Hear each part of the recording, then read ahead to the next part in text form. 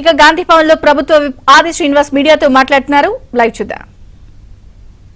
ఫ్రెండ్లీగా అధ్యక్షులు నితిన్ నబీన్ గారు గత 2 రోజులుగా తెలంగాణలో పర్యటిస్తున్నారు. వారి పర్యటన వల్ల దేశ రాజకీయాల్లో అధికార పార్టీ అధ్యక్షులుగా ఉన్నటువంటి వారు ఈ రాష్ట్రంలో పర్యటిస్తున్నప్పుడు ఇప్పటివరకు తెలంగాణ రాష్ట్రానికి సంబంధించినటువంటి పలు ప్రాజెక్టులకు కేంద్ర ప్రభుత్వం ద్వారా అనుమతులు నిధులు కావాలని గౌరవ ముఖ్యమంత్రి రేవంత్ రెడ్డి గారి ద్వారా అందించినటువంటి లేఖలు విజ్ఞాపన పత్రాలకు సంబంధించినటువంటి అంశంలో కేంద్ర ప్రభుత్వ సహకారము మా భారతీయ జనతా పార్టీ కేంద్రం ఉన్నటువంటి మా సహకారం కూడా ఉంటుంది. ఆయా నిధులు త్వరలోనే వస్తాయని చెప్పనే మాట హామీ రూపంలో వస్తుందని చెప్పని ఆశపడ్డాం.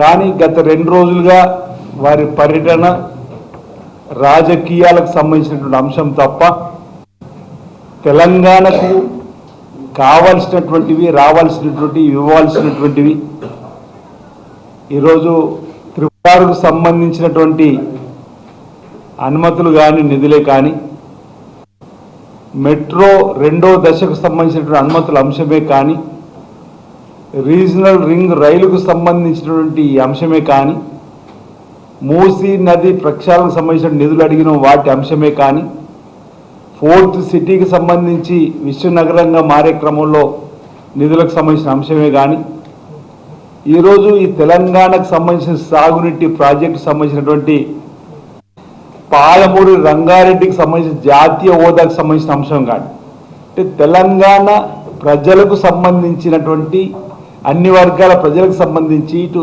మహానగరం విశ్వనగరంగా మారుతున్న క్రమం కానీ గ్రామీణ ప్రాంతాలకు కలిపేటువంటి కార్యక్రమంలో తీసుకునేటువంటి ఏ ఒక్క పథకానికి సంబంధించినటువంటిది కూడా వారి నోటి నుంచి ఒక్క మాట రాకపోవడం ఫక్తు రాజకీయమైనటువంటి కోణంలోనే వారి ఆలోచనగా పోయింది తప్ప ఎక్కడా తెలంగాణ పైన ప్రేమ ఉన్నట్టు కానీ అంటే మాట్లాడితే కొందరు మొసలి కన్నీరు గార్చే విధంగా కపట ప్రేమను ఒలకబేసే విధంగా చేసే ప్రయత్నం తప్ప ప్రతి పథకానికి మోకాలు అడ్డేటువంటి కార్యక్రమం కనిపిస్తున్న సందర్భంలో వారు పర్యటన అవుతున్న క్రమంలో తెలంగాణ మీ ప్రభుత్వ పక్షాన్ని అడిగినటువంటివి ఎందుకు మీరు మాకు ఇవ్వలేకపోతున్నారు అందివ్వలేకపోతున్నారు చెప్పినటువంటి ప్రశ్నలు ఈరోజు వేయడానికి కోసం చేసేటువంటి ప్రయత్నం ఈరోజు మేము చేస్తున్న సందర్భం.